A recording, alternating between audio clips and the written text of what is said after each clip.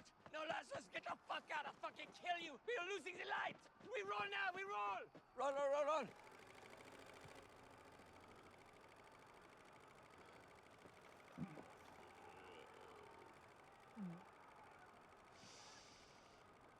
Music! And action. Maybe the most simplistic way in describing how cinema as an art form has evolved over time. The 2022 film Babylon is an almost over-exaggerated testament to this innovation and the early filmmakers of the time and how those ideas they had led to the films we see today. We gotta redefine the form. And the almost 3-hour runtime of the film stands as a character study of three people and where they find themselves in the ever-changing landscapes of early cinema. Nelly, an inspiring actress seeking stardom, Manny, a hopeless romantic trying to find his way through the hierarchy of the corporate film industry, and finally Jack Conroy, an already highly successful silent movie star. They are a representation to the wide array of professions that Hollywood had to offer. We're really excited about our new discovery, Nellie Leroy. Is she here tonight? Can you point her out to me?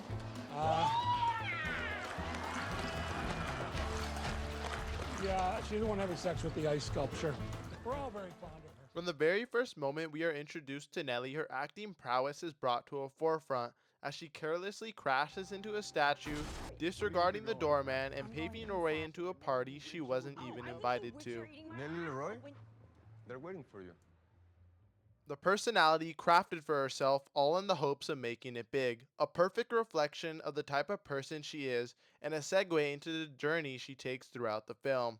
Finally, out of pure luck and with the help of another girl overdosing, she's offered a role. Need to be on set in 3 hours. You better get some sleep. It's with this, as viewers, we learn Nellie's blindness to the consequences of being famous, as Nellie's star power quickly exposes her to the person she really is, influencing her decisions she makes, and at times making her prone to being taken advantage of from people like her dad, and the money enabling her gambling habits, and leading her consequently to getting in trouble. Nellie, unlike the other characters in the film, uses the industry for her own self-gain, and stands in contrast to the love and care that Manny and Jack express.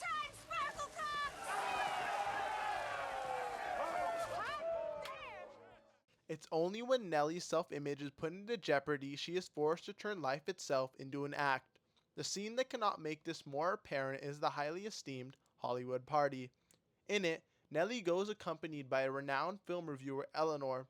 Seeking to please her superiors in a last-ditch effort to save her career, she throws on a fake smile and shortened hair, her outfit even reminiscent of her former co-star, Constance Moore, a signification to her conformity with what Hollywood deemed acceptable for the time, all in contrast to her long hair and revealing clothes that made her so infamous in the first place. My Royal Angelino Hooch! Sadly, it's Nellie's unwillingness to break the bad habits she developed that leads to her own downfall, and what would seem to be the nail in the coffin, throwing up at the party, and with it the career she so desperately wanted. It's somehow just the start. In a situation where it would seem things couldn't get worse, Nellie somehow finds a way, as a gambling addiction that was enabled by her stardom digs her into a financial hole unrecoverable with gangster James McKay. It's a lot. How much do you owe? 85 grand. They took me. How? They took me back into a room, Manny, and they said if I don't have the money by the end of a week, they're gonna pour acid on my pussy. The thing Nellie so desperately wanted was the one thing that ruined her. Alike, but different at the same time, No, hey, amigo, it's not Manuel, it's Manny. Manny Torres, not Manuel, okay? unlike Nellie's love for Hollywood, Manny's love toward the industry is pure, almost childlike, but mixed with ferocity. His decisions are blindly guided by the thought of being able to climb the industry ladder and fulfilling his dream of working on movies. Let's go! Take two! We're first introduced to Manny, like Nellie, at his lowest. Trying to scavenge his way into the industry, he takes up a job of being a party manager for Don Wallach, a higher-up at Kinescope, the fictional movie studio that would employ Nellie. When he reluctantly asks to offer his services to Kinescope in any capacity, he's only shot down. You're where you belong. Seen as nothing more than what he is at the time, a servant. This servitude serves as a justification for the relationship Manny has with his peers and how they are consistently looking down upon him and at times downplaying his worth. It's only when he's around characters like Jack Conroy that he's taken in as a superior, setting up his subsequent rise to power.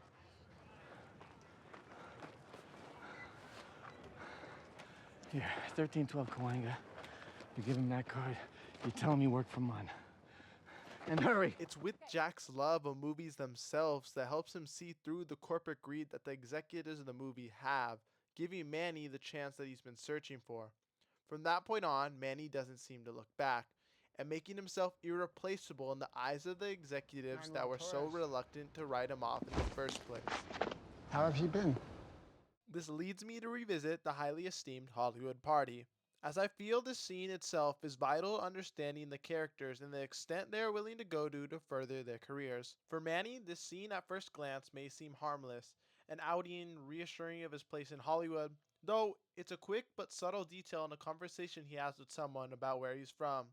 To reflect, up to this point, viewers come to the understanding he's Mexican, making the following subversion of his answers. Are you from Mexico then? Yeah, Spain, Madrid. A mistake? No, of course not. It instead peels back who Manny really is seeking to be, willingly sacrificing his true self-identity and ethnic background to further his self-image in corporate Hollywood, willing to be accepted for someone he isn't, then risk judgment for who he is. Not an actor, but someone who finds himself putting on an act, a poster boy for what these people are supposed to be, and a direct contrast to Nelly's disregard for proper manners and taking it to another extreme. That's what the degenerate fucking animal from Jersey does. This extreme is shown again when faced with a situation that jeopardizes shutting down the production of a musical solely based on the light's reaction to Sidney Palmer, making him appear lighter beside his other African American performers. Manny again is treated like a servant, not being able to understand why the other executive would want to darken Sidney's facial features. The executive manipulates Manny, targeting his understanding of what Southern African Americans would deem ethnically correct. In your wide, next to them, Sydney looks white. But he's black. They won't think that in the South. To them, this will look like a mixed band. That means we won't be able to book the movie there. The South is big money now. There's half the revenue loss. That's not possible. Nelly needs this movie to work. Forget working. It's not even worth finishing at that rate. Wallach will just pull the plug. Painting Sidney's sacrifice as a greater good of all in the pursuit of money, while Manny pushes the same ethnic sacrifice on Sidney Palmer, forcing him to darken his skin. It's ironic how someone at his highest, like Manny, is still somehow so controlled, cleaning up a mess before it even happens, as he's debatably controlled more so than ever. You're an actor now, Sidney. Actors change their appearance for roles. It's normal.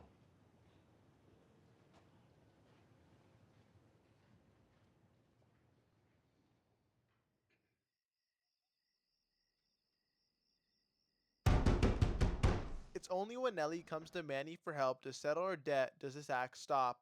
Remembering the innocence both of them once shared, and even though they were at different points, it's his ability to remember that allows her to help, though sadly leading to both of their downfalls. For a moment, Manny had everything he wanted, to be a part of movies. Get the fuck out of LA. Disappear.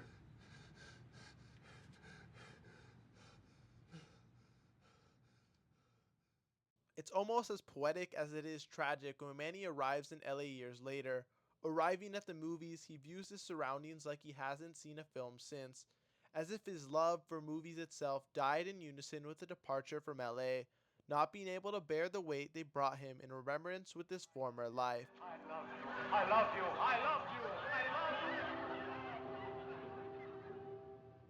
Both Manny and Nelly were people from the outside looking in with envy at the world in front of them, both getting a taste and both leaving out of a forceful will. Nelly! Nelly! In opposition to Manny and Nelly stands Jack Conrad, an actor, the top of his game, envied by all. He rules the silent era that the film opens to. One unlucky girl who did not attend the festivities, a Kansas teenager who, overcome by the combined effect of Valentino's death and Conrad's fifth betrothal, slit her wrists at home. How sad. Meanwhile, When arriving at the opening party, Jack is embraced by all for what he does, and viewers come to understand just how much influence he has in the world of Hollywood at this point. In contrast to Nellie and Manny's self-awareness to fame, Jack stands in contentment with his life, knowing nothing more than the life he has. This is shown firsthand in Jack's relationships. As his first appearance, we see his wife trying to talk to him. Even though she's threatening him with a divorce, he stays true to who he is, speaking in a different language he doesn't even know how to fully speak. It's with this that we learn every woman he has serves as a commentary on his commitment to his acting career. As his personality is so lost in the fact that he's an actor, he gets lost in his relationships, treating them as just another role and a temporary part of his life.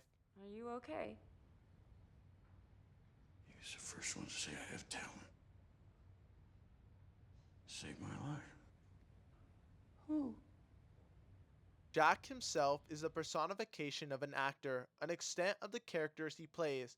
Every action he does is influenced by his commitment to a role he's been playing, a facade for Hollywood itself, as if every word he says is a movie quote. Do something! Right. Once more to the breach, dear friends! Once more!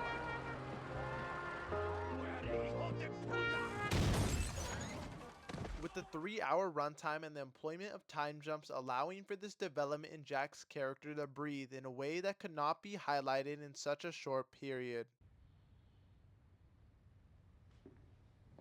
It's not a low art, you know. I want you to know that.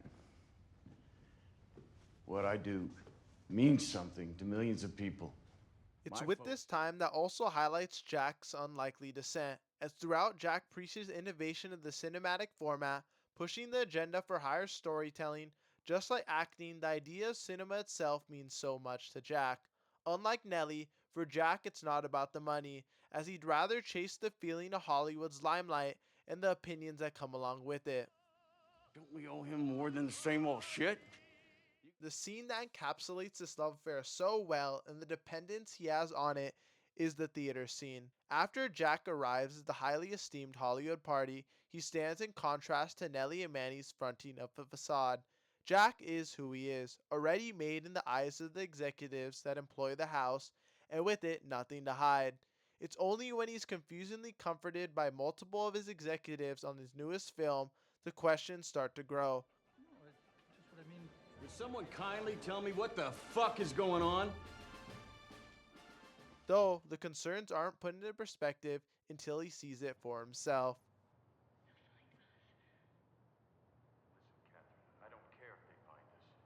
Being met with laughter, in contrast to what is meant to be a highly vulnerable scene, the laughter and with it the symbolism of criticism that fills the theater, to Jack is a foreign sound, as up to this point he is Hollywood's juggernaut, seemingly invincible, surrounded by yes-men that seek to score a profit from him, and at that very moment, Jack's self-identity is stripped away, not being able to grasp the concept of something he does not amounting to a hit.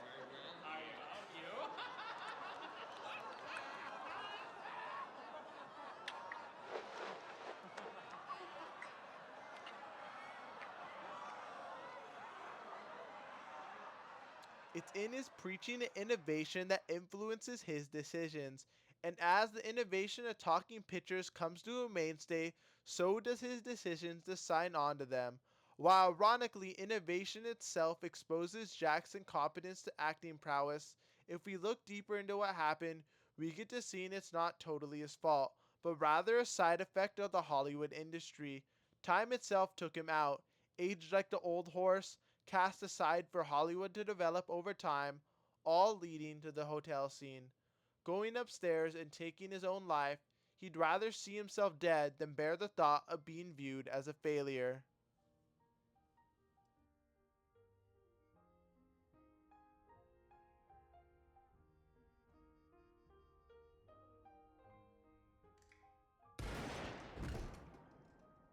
Babylon at its core is the character study of Hollywood as a whole and the expendability of the people that employ it, serving as an homage to a bygone era.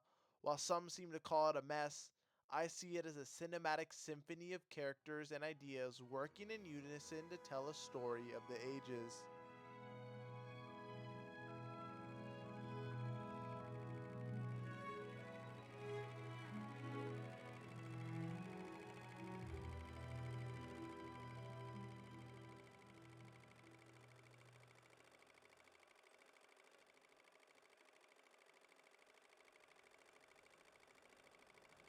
And cut. Cut. And until next time, I'm Carlos Arroyo, and thanks for watching.